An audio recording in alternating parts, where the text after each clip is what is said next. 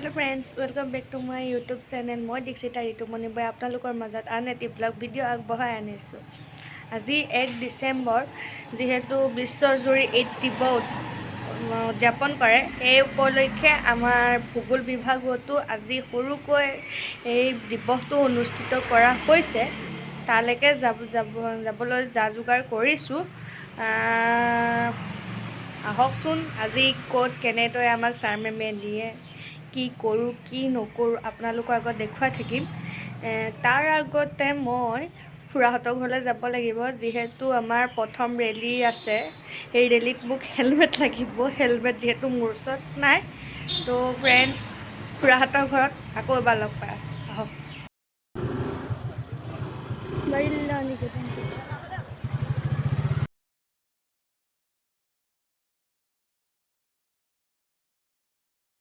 আমাৰ দিকে হ্যালো কৰিয়া তোদেৰ কামপুৰ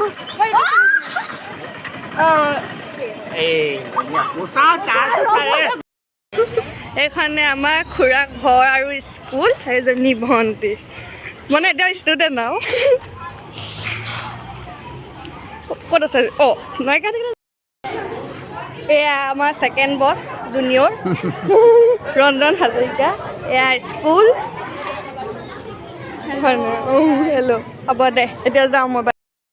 এয়া জ্যোতিস্মিতা মিছ, এয়া আমাৰ অল্পদা দন্দুৰাটো।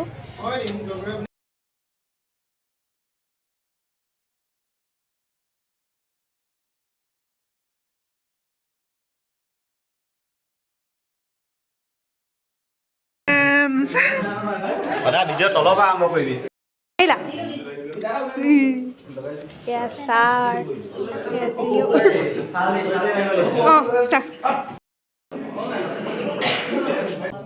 আজি ডাক্তৰ নবীন বৰদলৈ মহাবিদ্যালয়ৰ ভূগোল বিজ্ঞান বিভাগৰ ছাত্ৰ ছাত্ৰীসকল, প্ৰাক্তন ছাত্ৰ ছাত্ৰীসকল, মহাবিদ্যালয়ৰ আইপিএছিৰ সহযোগত আমি বিশ্বৰ এইডছ দিৱস উপলক্ষে এটা বাইক ৰেলী আমি উলিয়াইছোঁ। আপোনালোকে জানেই যে বৰ্তমান অৱস্থাত গোটেই বিশ্বত লগতে আমাৰ উত্তৰ পূব ভাৰতত খুব উদ্বেগজনকভাৱে এইডছৰ ৰোগীৰ সংখ্যা দিনক দিনে বাঢ়িবলৈ ধৰিছে আৰু খুব যুৱচামৰ ওপৰত ইয়াৰ প্ৰভাৱ খুব বেছিকৈ পৰিছে। ড্ৰাগছৰ প্ৰচলন বেছিকৈ হৈছে আৰু ড্ৰাগছৰ প্ৰচলনৰ পৰাই চিৰিঞ্জৰ আদান প্ৰদানৰ যোগেদি এইডছ ৰোগৰ পৰিমাণ বাঢ়িবলৈ ধৰিছে। গতিকে সজাগতা কৰাটো, ৰাইজক সজাগতা কৰাটো আমাৰ খুব প্ৰয়োজন বুলি আমি অনুভৱ কৰিছোঁ আৰু সেইকাৰণে আমি ডাক্তৰ নবীন বৰদলৈ মহাবিদ্যালয় ভূগোল বিজ্ঞান বিভাগৰ পৰা আমি এই সজাগতা ৰেলীটো আমি আৰম্ভ কৰিছোঁ। ধন্যবাদ।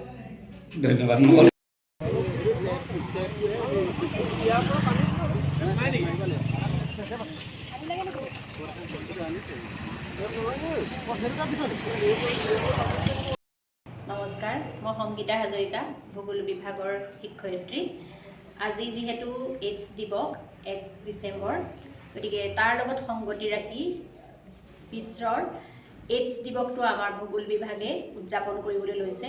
সহযোগত আছে আমাৰ আইপিএছি আৰু এলুমিনি গ্ৰুপ।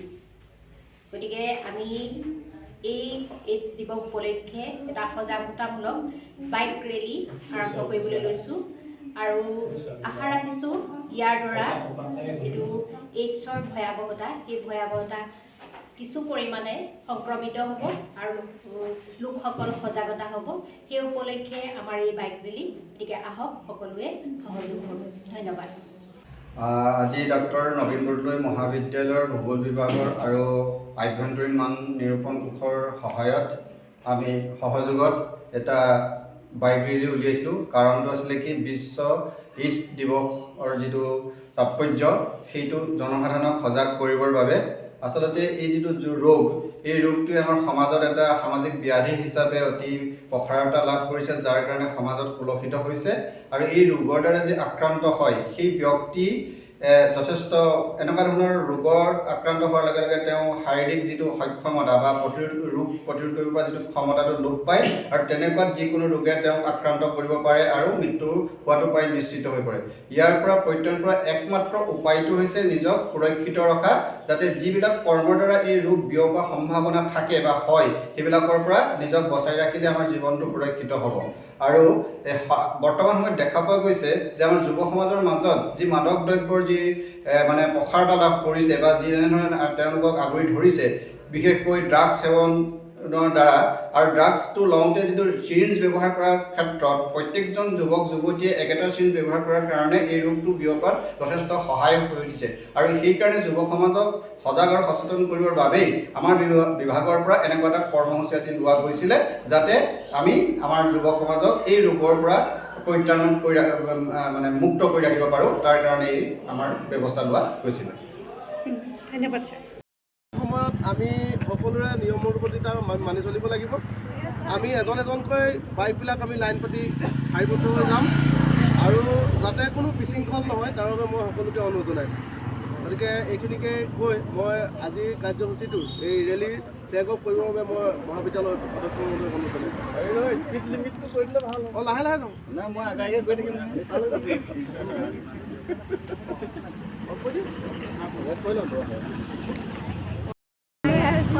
বিজ্ঞান বিভাগৰ প্ৰশিক্ষক আৰু IPSC সমন্বয়ক, শিক্ষক শিক্ষয়িত্ৰীসকল, মহাবিদ্যালয়ৰ প্ৰাক্তন ছাত্ৰ ছাত্ৰীসকল আৰু বৰ্মৰ ছাত্ৰ ছাত্ৰীসকল, বৰ্তমানৰ আজি 1 ডিচেম্বৰ বিশ্ব এইডছ দিৱস। এইটো 1988 চনৰ এক দিৱস হিচাপে পালন কৰি থাকে। এইডছ দিৱস হিচাপে সুৰক্ষিত কৰিব লাগে আৰু এইখিনি ভূগোল বিজ্ঞান বিভাগে এইখিনি যিখিনি কৰিছে এটা ভাল কাৰ্যসূচী তেওঁলোকে লৈছে। মানুহৰ মাজত সজাগ কৰা আমাৰ মহাবিদ্যালয়ৰ দায়িত্ব, এনেকৈ সজাগ কৰাটো আমাৰ দায়িত্ব। গতিকে মই সকলোকে ধন্যবাদ জ্ঞাপন কৰিছোঁ। আজি ভিডিঅ' ৰেলীৰ কাৰ্ড অফ কৰিবৰ কাৰণে মই আগবাঢ়িছোঁ। সুবিধা হ'ব, গাড়ীবোৰ ওলাব।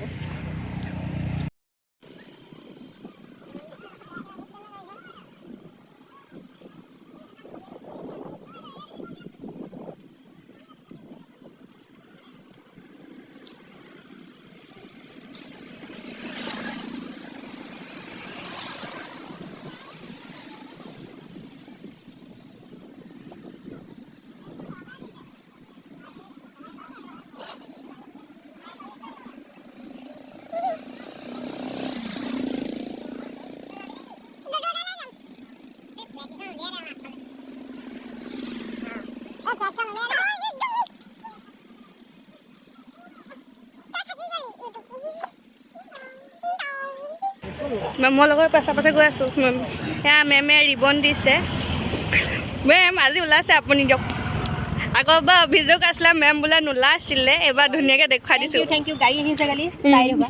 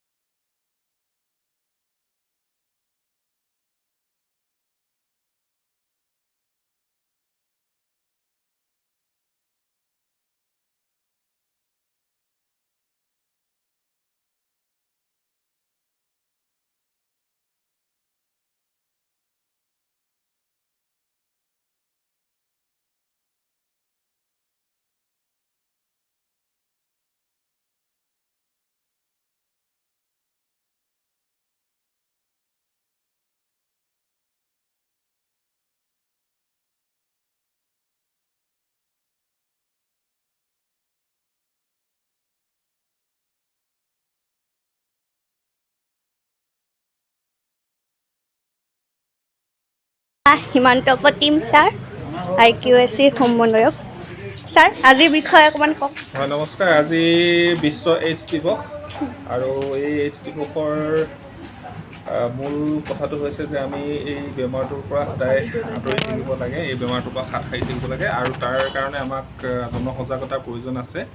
আৰু সেই জনসজাগতাৰ উদ্দেশ্য আগত ৰাখি আজি আমি আভ্যন্তৰীণ মান নিৰূপণ কোষৰ সহযোগত আৰু ভূগোল বিভাগৰ উদ্যোগত লগতে আমাৰ মহাবিদ্যালয়ৰ বিভিন্ন যিমানবিলাক চৰা আছে তাৰ সহযোগত আমি এটি বাইক ৰেলী উলিয়ালোঁ।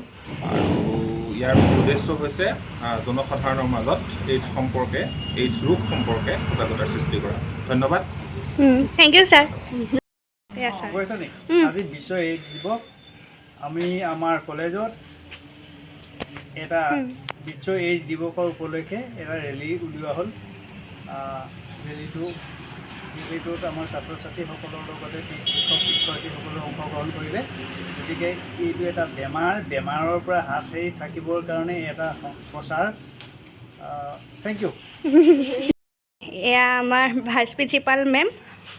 আজি আপুনি এই দিৱসৰ বিষয়ে দুআষাৰমান কওক। নিশ্চয়, বহুত গুৰুত্বপূৰ্ণ কথা দীক্ষিতা।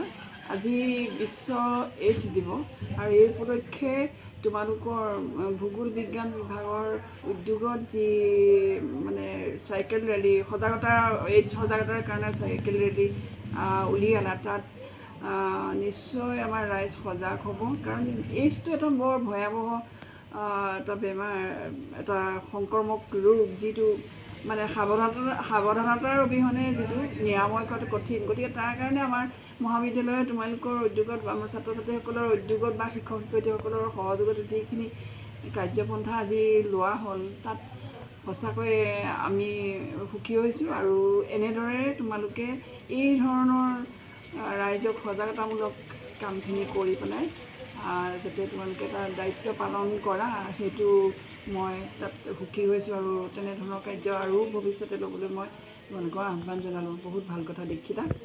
Thank you ma'am. ৰেলীৰ পৰা অহাৰ পাছত আমি সকলোৱে এসাঁজ মিলিজুলি খাই ল'লোঁ।